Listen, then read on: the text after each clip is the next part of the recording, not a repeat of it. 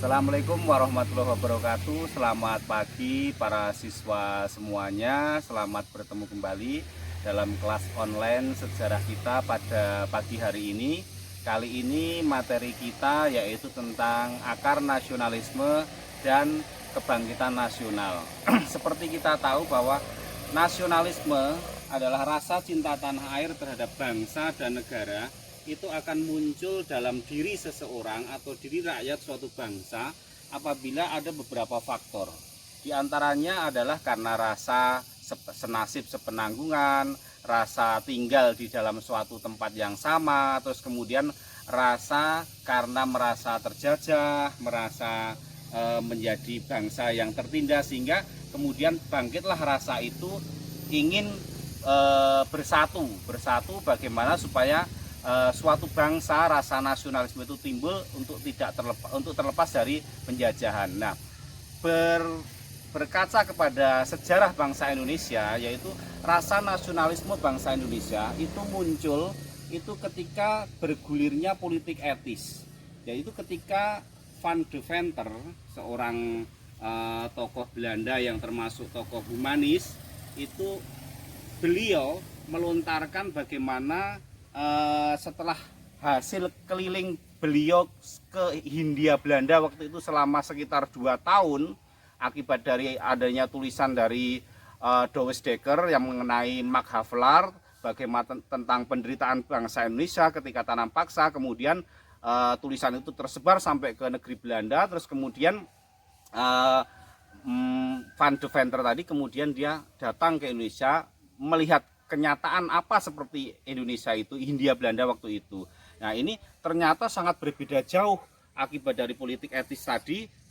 Kemudian inilah muncul ide-ide supaya pihak pemerintah kerajaan Belanda itu juga turut membantu dari rakyat Indonesia, sehingga terlontarlah ide yang namanya politik etis atau Trias Van Deventer. Yang pertama adalah ada irigasi, terus yang kedua ada imigrasi, dan yang terakhir adalah edukasi. Nah, dari edukasi inilah kemudian nanti muncul tokoh-tokoh nasional, terutama dari golongan priai dan bangsawan.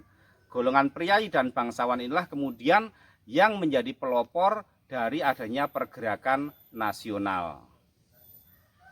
Beberapa golongan yang turut menumbuhkan rasa nasionalisme dari masyarakat bangsa Indonesia. Yang pertama yaitu adalah golongan orang-orang terpelajar. Nah, golongan-golongan terpelajar inilah yang ia lahir dari adanya politik etis Belanda tadi, kemudian dia menjadi pelopor. Golongan terpelajar inilah yang nanti ikut membangkitkan semangat nasionalisme bangsa Indonesia. Terus yang kedua adanya golongan profesi. Golongan profesi ini ada beberapa macam.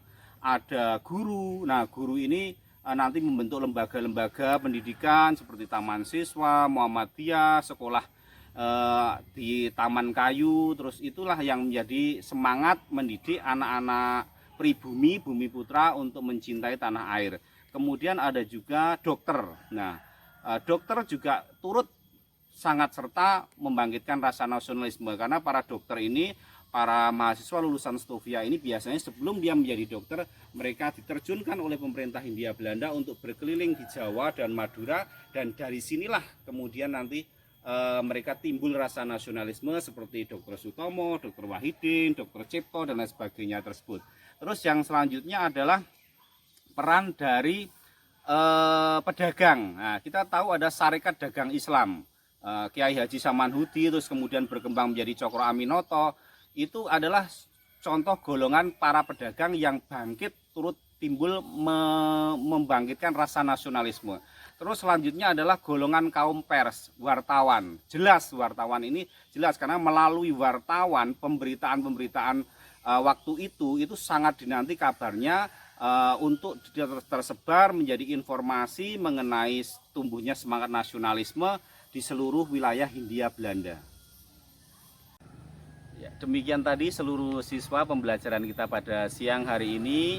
Mudah-mudahan ilmu yang Bapak berikan pada siang hari ini bisa kalian terima, bisa berguna bagi hidup ke masa depan kalian, sehingga pembelajaran kita akan menjadi lebih bermakna. Selanjutnya nanti untuk tugas jangan lupa terus diikuti apa yang ada dalam status maupun instastory Pak Yuli, sehingga nanti kalian langsung masuk ke Google Classroom, terus kemudian ikuti password yang ada. Silahkan nanti kalian untuk tugas juga kalian kumpulkan sesuai dengan perintah yang ada dalam soal-soal tersebut. Terima kasih. Assalamualaikum warahmatullahi wabarakatuh.